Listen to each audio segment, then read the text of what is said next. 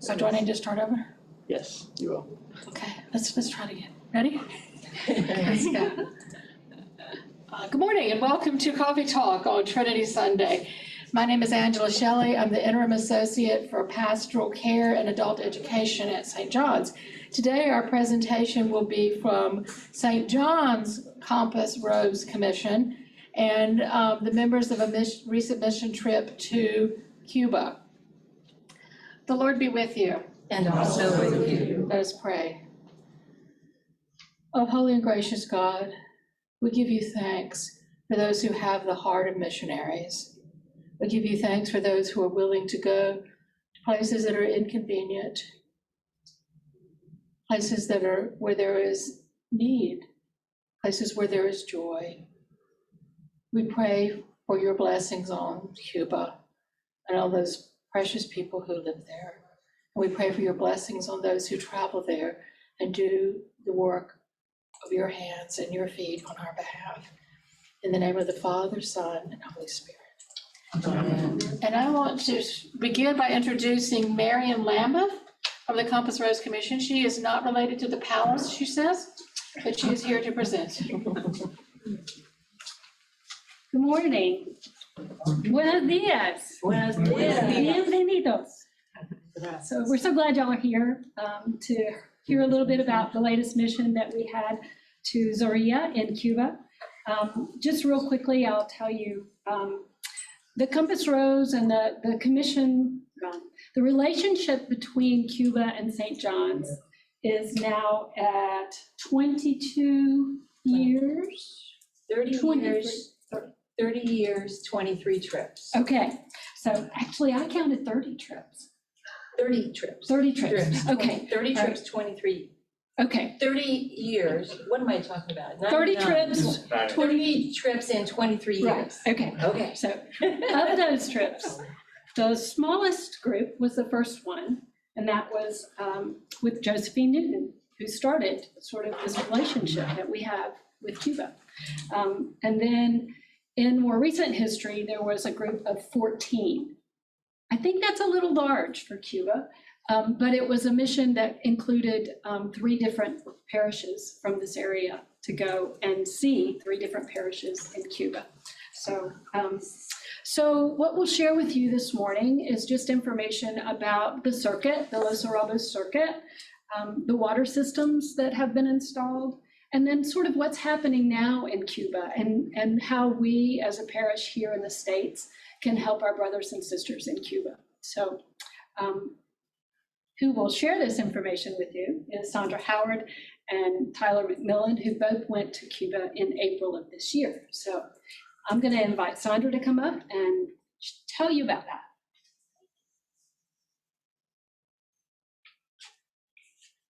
Thank you, Marian. Marian has been an amazing leader for the Campus Rose Commission. I just want you to know that she is very on top of things. She's very detail-oriented, and we are so thankful for her and her leadership.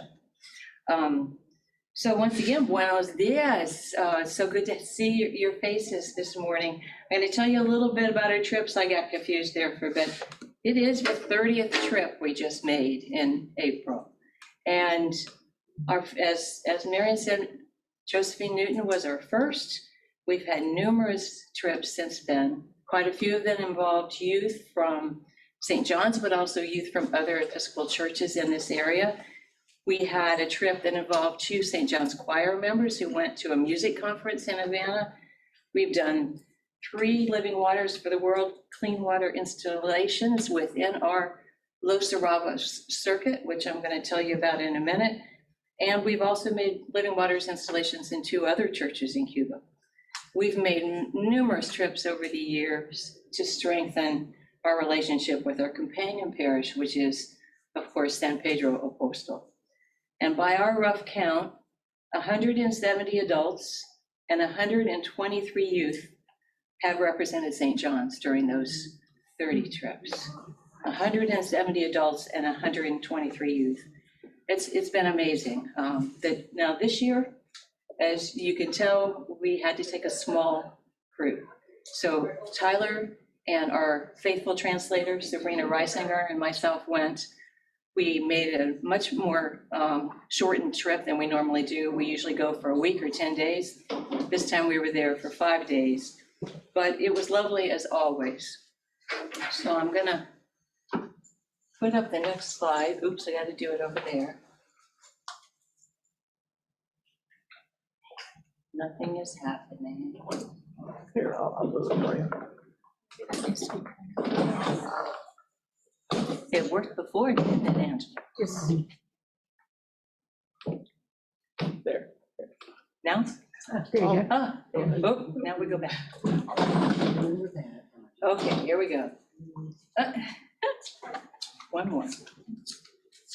The Los Arabos Circuit. So there are 3 churches in the Los Arabos Circuit, and they involve Zorrilla, which is up here in the upper right-hand corner. That's San Pedro Apóstol. There's Cristo Rey, the Episcopal Church in Cuatro Esquinas, and then there's La Trinidad, perfect for today, in the church in Los Arabos. So these 3 churches and communities are within 10 miles of each other. They're very close, which makes it great when we go to visit them because we can visit all 3 churches. Tyler can check on all 3 water systems. We get to see people that we've been seeing, for years and years. So the 3 churches, from the beginning, I'm gonna put up the next slide, were led by this man, Carlos Alberto Tamayo. He was the priest in charge of those 3 churches for the whole time between 1999 and 2016. So he was in charge, he arranged our trips, he was a wonderfully spiritual and enthusiastic leader of these 3 trips, of these 3 churches. And then in 2016, he left to move to Panama with his family. And so what happened was that Father Juan Carlos, who was at that time still a deacon and in seminary, he took over the Los Arabos Circuit and he kept things going, even while he was continuing his studies at the seminary in Matanzas. And then in February 2018, representatives from St. John's, from Christ Church Monticello, and from Advent Episcopal here in Tallahassee all went to Havana for his ordination. Those churches, by the way, Christ Church is companion to the church in Cuatro Esquinas, Cristo Rey, Christ the King, and Advent supports the church in Los Arabos, the big church, we call it. So we have wonderful companion relationships with those people. This picture here is similar to the number of people that went this year. Sabrina Reisinger is our translator, and you know me, and Tyree Jordan was with us on that trip, Tyler, of course, and then Father Carlos in the middle.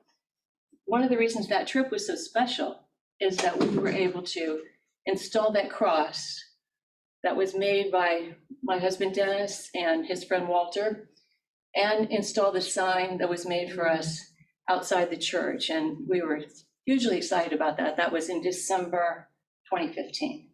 So then this year,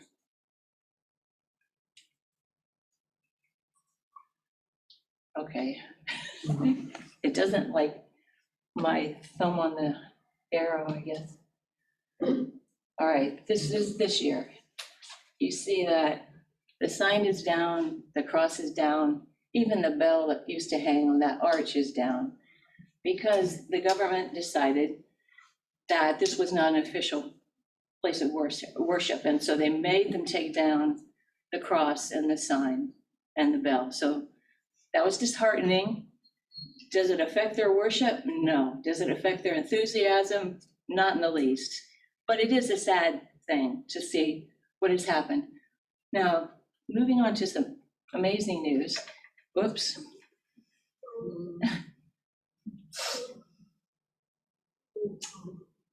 Okay. This is the executive committee of San Pedro Apóstol. And we had a wonderful and quite lengthy meeting with them on one of the days we were there. Juan Carlos, of course, is the companion parish priest that we pray for every Sunday. Aurora is the senior warden. Juliet is the current treasurer. and Ordania is the secretary. Sabrina, again, Sabrina Reisinger is our translator, and then that's Leda. Leda is the junior warden. She wasn't there for this picture. She had to go home and fix lunch for the men in her household. So we had a great meeting, wonderful meeting, and talked about how they had been using the finances that were provided by St. John's. If you don't know, St. John's has financially supported San Pedro Apóstol now for many, many years, usually around the neighborhood of $5,000 a year from the general operating budget, plus other things when they need them, when they've had hurricane damage, when they, had a particular need, we were able to fill that usually with the St. John's Market grants and things like that. So this is an amazing group. I will tell you, for us and for others who have gone there before, this was the first time we didn't see two people that have been hugely a part of our church for many years. Ida, who has been the treasurer ever since I've been going to Cuba, and my first trip was in 2005. She has now moved to Cardenas because her husband, Pika, got COVID and passed away a little over a year ago. So those two people who have been, Marian's got a great picture. This is lovely. And if all of you guys, please feel free to come up and see these photos that Marian brought. But this is Pika and Ida. And unfortunately, we didn't get to hug them this year, but this group keeps it all going. Am I doing something wrong?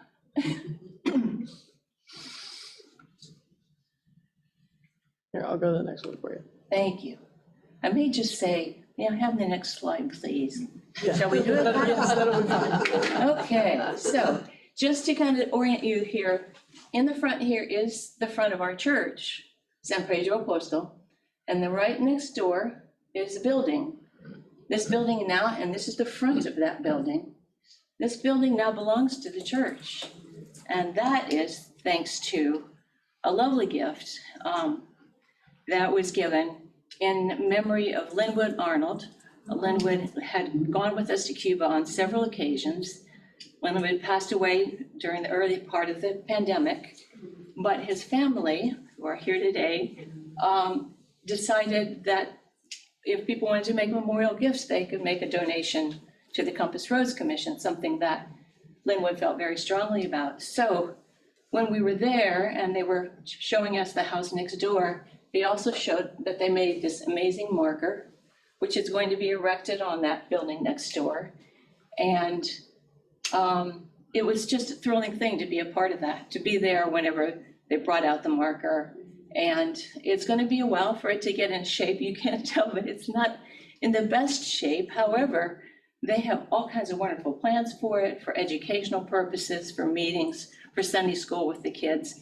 And it's right next door. So it's like having your education building, right next to the church. Okay, next slide, please.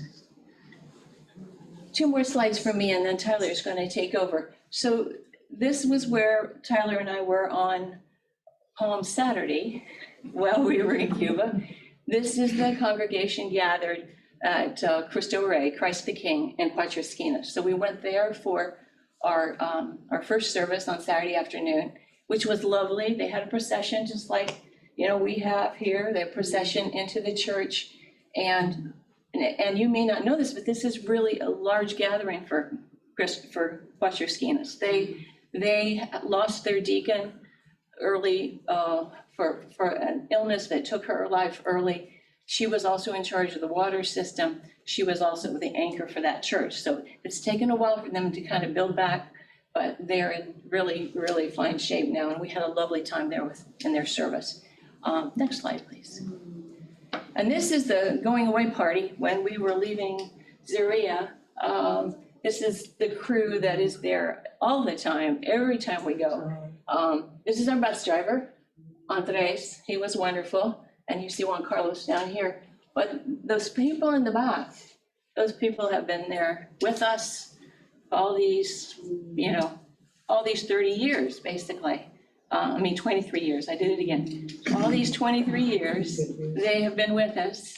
and help us. They feed us, they make sure we're comfortable. They are the most joyful, resourceful, lovely people you could ever imagine. So I feel personally very blessed to have gotten to know these people over the years. Your turn. My turn.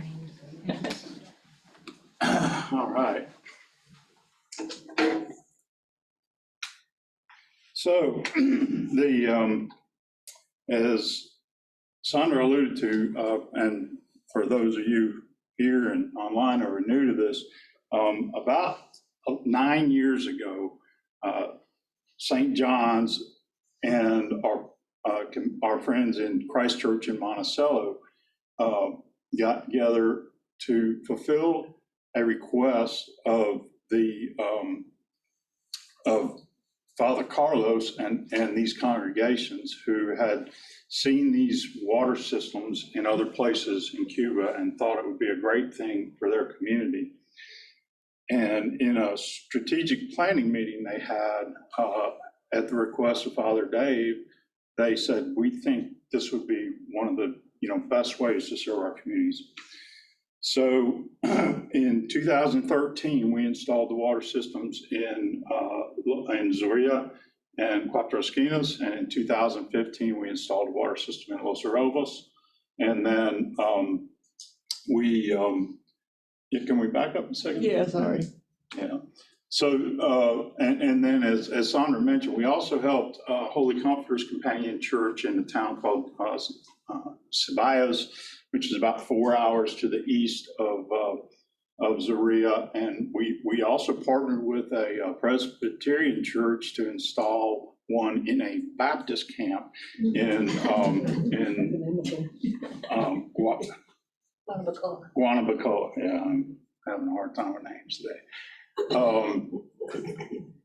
The Living Waters for the World is actually a part of the Presbyterian Church, but they welcome all to be involved. And these are the systems, and the way the system works is it's basically got some filters on it, some very good filters, inexpensive, and an ozone system that purifies the water. And what we do is make big batches of water, about 300 gallons at a time, and then people come to the churches and fill up their bottles with water and take them home and use them for drinking, taking care of the children, things like that. There's a whole education system that's involved in this as well, where we educate. There's kind of a double-ended thing, teach the teachers who can train other people about the good use of the safe water, and then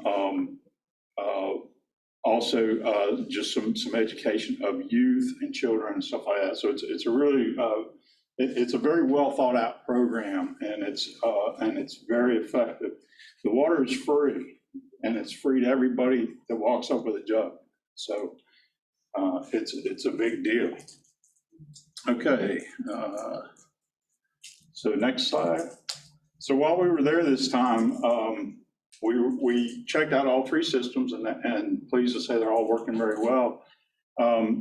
The fellow on the right there with me is a guy named Mcmillan, and Living Waters for the World has employed some folks in Cuba to assist. He's also a translator, and just a wonderful guy all the way around. He was with us for the trip and was a huge help with these water systems. And here we're inspecting the water system in Los Zorrillas, and this is Ciro, who is Juan Carlos's stepfather. And he's one of the leaders who helps with maintenance of the water systems. This guy is a new operator. We had another operator, and she was very worried about COVID, and she kind of swapped out with this guy, Mario, during the COVID situation, and he seemed to be doing very well. You can see a lot of rust. This is the stand that there's two 300-gallon water tanks on top of. And so some of the things we'll probably be looking at in the future is replacing some of these. Actually, on all three systems, they built them out of this steel, and it just starts rusting and falling apart after a while. It's good for now, but it's something that's in the future there. But we were checking out the system and meeting Mario, and like I said, everything was going really well with all these systems. Another thing over in the at the bottom there, that is in a Presbyterian church in Liana, which is south of Havana. And that building is the warehouse. And the warehouse has been developed so Living Waters for the World can get a lot of the parts of these systems into the country in bulk there, and we can access them. One of the big challenges with these systems is that somebody has to sustain them, which is us. and to sustain them, you have to carry those filters and other things down and parts, and there's things that break, there are things that wear out, and all these things have to get down there. And being able to have them come in bulk and us being able to access those in the warehouse was a really big step for Living Waters for the World. For reference, the filters we use that are replaced probably at least once a year are $100 a piece. And they're made of a block of carbon that you can break on an airplane. So you don't want to break a $100 filter. And so having the warehouse is just a huge deal. And we were happy to be able to visit that.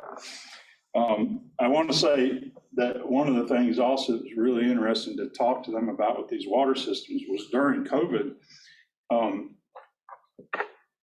a lockdown in Cuba is a lockdown. We all slip out to Publix, this and that. If you're locked down in Cuba, you do not leave your house, right? So we had water system operators sneaking over to make that water every day. And then we had other people sneaking around to distribute that water during these COVID lockdowns. And so it was able to continue serving the people. The one in Los Zorrillas, the bigger town, has a number of doctors show up to get the water. A number of doctors also send the nurses to get the water. So it's actually serving people in a healthcare setting, and they know just how important it is to have safe water. Okay, let's go to the next slide, please. One other fellow here, this is Yariel. He's one of our other main maintenance guys. We kind of have a maintenance team that helps the operators on a regular basis and visits their systems, make sure they're keeping up with their maintenance. This is just in our R3 church circuit, and then the fellow Yosmel can be called on if there's any problems, and he can come from Havana. But Yariel is a beekeeper too, and we all went home with about a quart of honey, which I've been.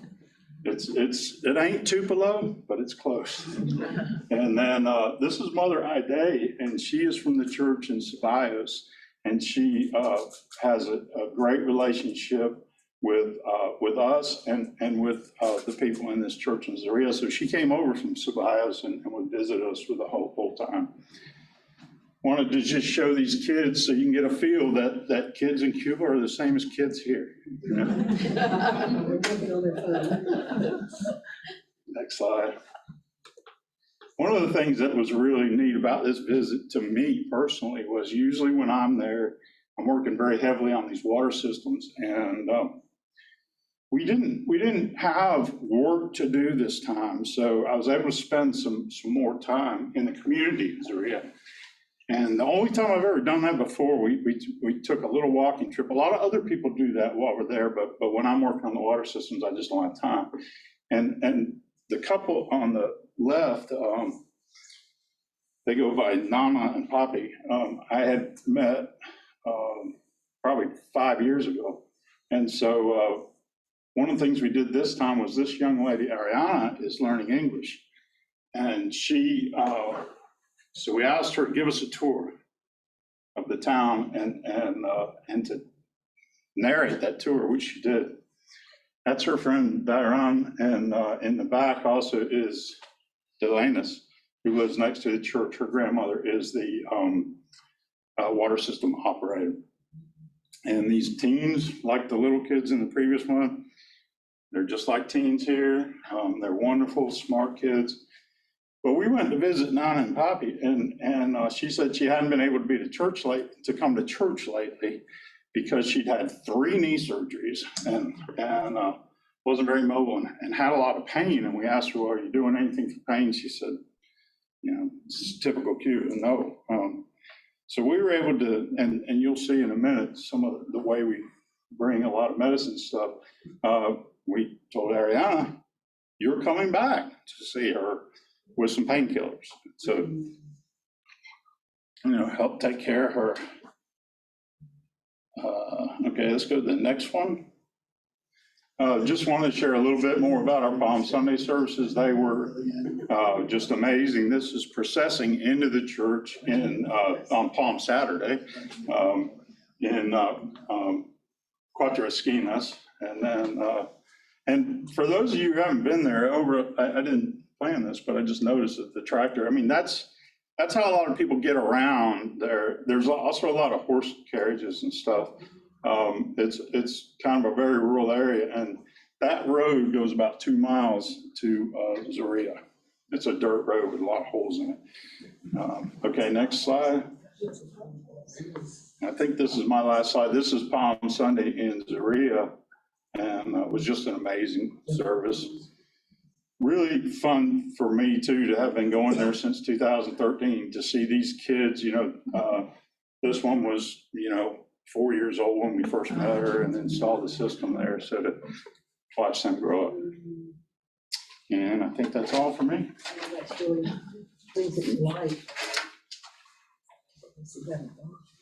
So I just wanted to let you know too, just gives you a better understanding, but at that service on Palm Sunday. That was mine too, sorry. Oh, okay. Go ahead. Okay, at the service on Palm Sunday, there were 45 children and 45 adults. There were so many people there that they only had the adults in the church for the actual service. Everybody was part of the procession. The children had to be outside underneath the awning to have their church while the parents were having theirs. So that's just amazing. 90 people there for Palm Sunday. Go You can ahead. stay there. Okay. Okay, next slide.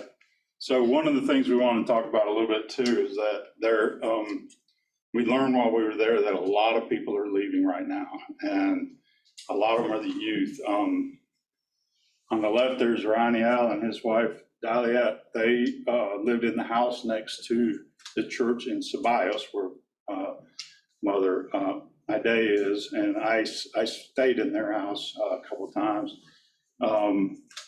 Over in the top left is Fernando. He was the nephew of a bus driver, and Marian there. Not sure what they're doing, but anyway. Yoga. They're doing yoga. I'm sorry. I'm obviously not yoga trained. And on the bottom, Or and his wife. And these folks are mostly, from what we understand, going through Mexico to get here. Actually going Nicaragua, Nicaragua, Costa Rica, Belize, I don't know, anyway, they come all the way through Mexico to get here. And they're dealing with the coyotes and all this stuff, and it's quite a trip. But right now, the oppression in Cuba and the economy is such that they don't have a choice. And they saw last year, after there were some uprisings, that many people were jailed for maybe 30 years. And they're just like, change isn't coming. And right now, their economy has been totally shattered. The currency change that happened a couple of years ago or a year ago really messed things up, and inflation has really set in. The tourism was totally gone during COVID, and because of some of the stuff that the U.S. put in place a few years ago, and so it's really not a place where a young person wants to be anymore. And we heard, I think, from my day that how many? I think they said that about 80% of the younger people in their communities have left. Yeah. So it's quite a challenge. Part of that, if I understand right, is that a lot of that is young adults who have children. They actually leave their children in Cuba with their parents. Yeah. And then they come to the States. And then they hopefully bring their children at a later point, At a later although date. Dennis and I have stayed with one of the women in her home in Zorrilla who still has her grandson. He is now this big. When Den and I first went, he was this big, and his parents haven't ever been able to bring him to the States in all this time, so very sad. So the next slide, please. On an up note, thanks to the generosity of St. John's parishioners and friends, we took over 300 pounds of over-the-counter medicines and supplies to Zorrilla with us. And they ended up being distributed to the entire Los Arabos circuit. Zorrilla gets the preponderance of those supplies, but they always insist that a share goes to Cuatro Esquinas and another share to Los Arabos. So they were distributed very broadly. Next slide, please. Oh. Okay, so Dennis went to his dentist a little bit before we were loading up, and his dental office gave us a lot of toothbrushes and toothpaste, and we were able to share that. So that was another major part of the supplies. You can see they're pretty pleased about that. Next slide, please. And a lovely parishioner here at St. John's knitted these washcloths. And we had taken some before that were left from the St. John's Market a couple of years back, probably before the pandemic, but they were just thrilled. This is Martha. Martha is the assistant water operator in Zorrilla, and then Aurora is our senior warden, and they're thrilled to have washcloths. If you see what they are using before the new washcloths come, you would be pretty troubled by that. So next slide, please. All right, so after we left, then we got these pictures from our senior warden, Aurora. She always does this. So in addition to the medical supplies that you saw, we always take clothing. We also leave clothing. Sabrina got a lot of contributions of clothing from her fellow coworkers at the film school. So we had a lot of clothing from them. Dennis had gone to the ladies who were finishing up with the St. John's Market in that room that had all the wonderful children's clothing. And he asked, could he take some? So we took a couple we took half a suitcase worth of clothing, children's clothing.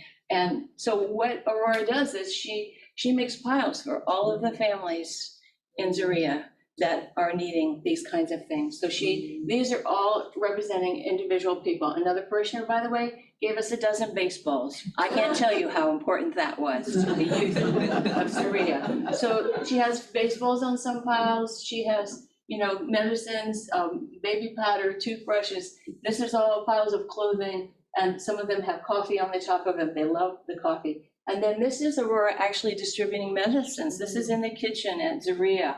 So like a few days after we left, she had like the pharmacy open. And so people could come and request things. And we actually are fortunate that one of the members of the church on Cuatro Esquinas is Claudia. And Claudia is Juan Carlos's sister. Claudia is also a physician. And so if there's any question about whether or not medicine is going to work for a particular problem or not, Claudia is there to help figure it all out for us. Next slide. And it's time for Marian. All right, quickly. Thank you, Tyler and Sandra.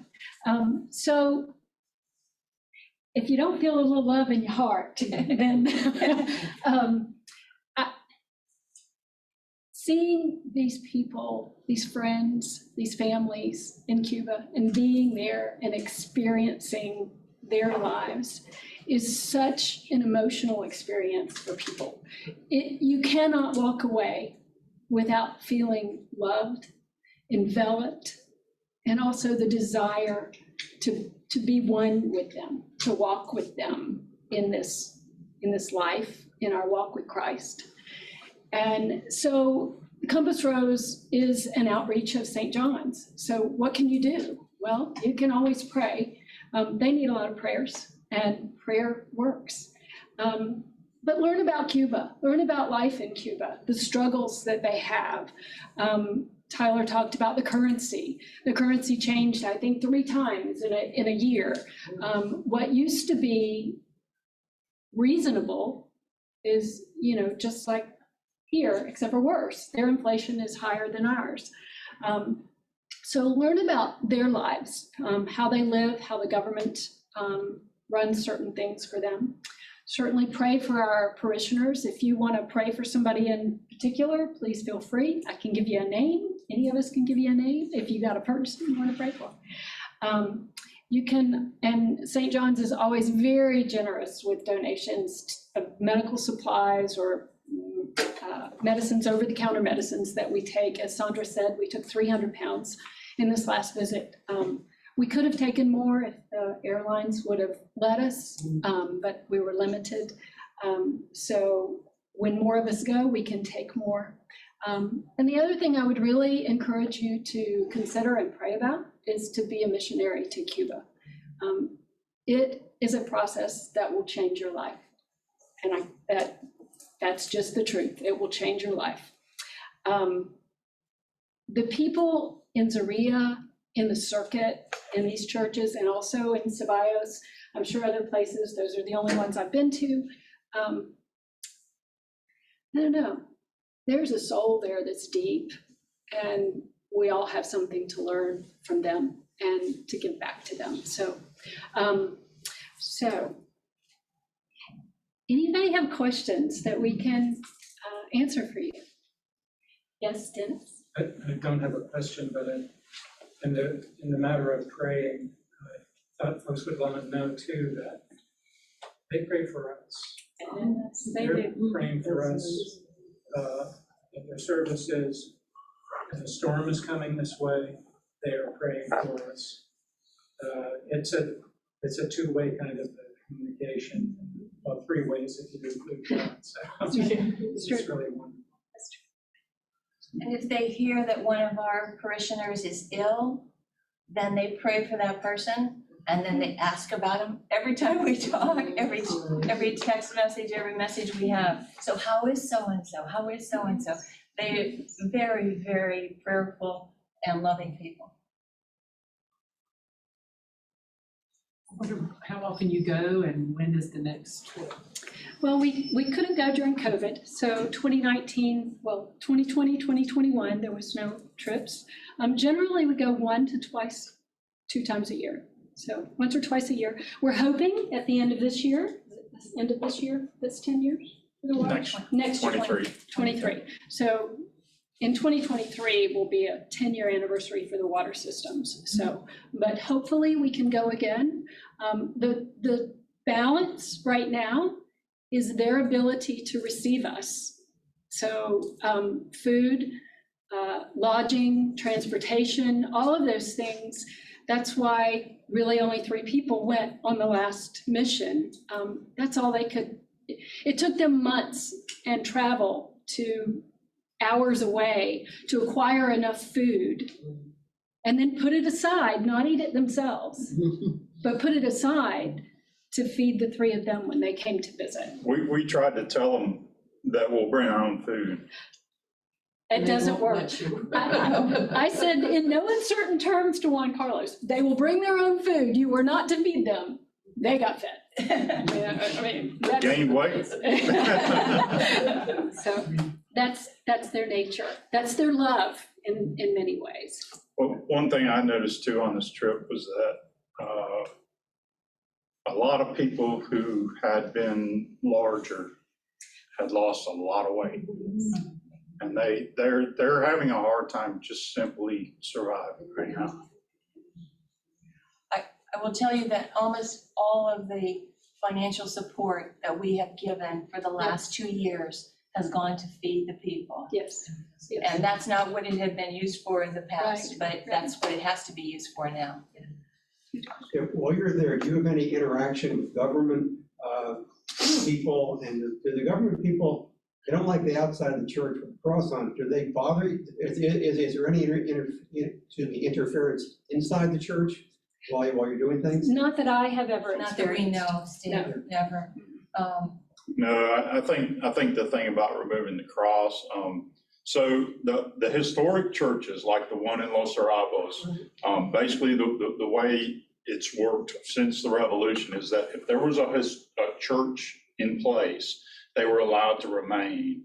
It's the creation of new churches and new house churches that is not an approved approved thing, and they kind of were ignoring it for a while, but some edict came down in the past year that said, you can't at least outwardly express that. But if you notice, there was still a cross on the top. I guess they didn't look up when they were leaving. But no, other than that, we haven't heard anything. And I will say that the government does regularly come and inspect our water treatment systems and take some water away.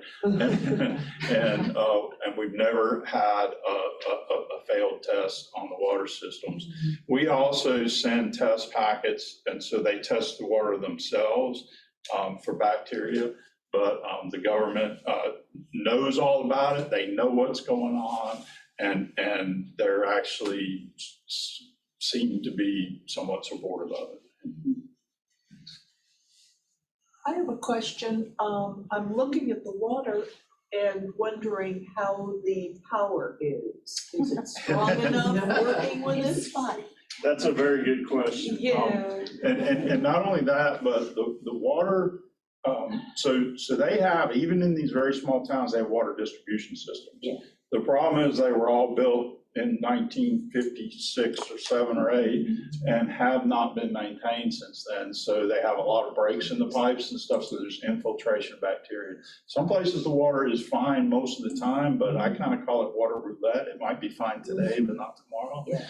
And so that's the big reason for it. But we've had challenges with water supply itself being cut off. Because the well breaks, the municipal well breaks, in both Zorrilla and Cuatro Esquinas, we have installed wells, which is not something this program traditionally does, but we've helped them install wells as backup. The power, we didn't have any problems with the power while we were there this time, but we have in the past. Sometimes they'll have rolling. When you were installing. Yeah, sometimes they'll have rolling blackouts. When we first installed them, we had some blackouts so yeah, those are challenges. Yeah. And so if the power is out, in general, in the smaller towns, they can get by on a batch of water for a couple of days. In the larger town, it's gone by 9 o'clock in the morning. Our new operator, he actually works a night shift somewhere, and he comes in and makes the water at 3 o'clock in the morning. And a big reason for that is that many of the people who come to get the water are factory workers in a sugarcane factory across town, and they have to be there early, so they come and get their water first thing. Yeah. Thank you. How's the garden? Okay, we'll come back to that. I see our time is up, so thank you all for joining us, for listening. I hope that you've learned something and you're inspired to be a part of this process. So we will have a meeting of the Compass Rose afterwards, so if you're interested in learning more or joining our little group, then please stick around. Thank you.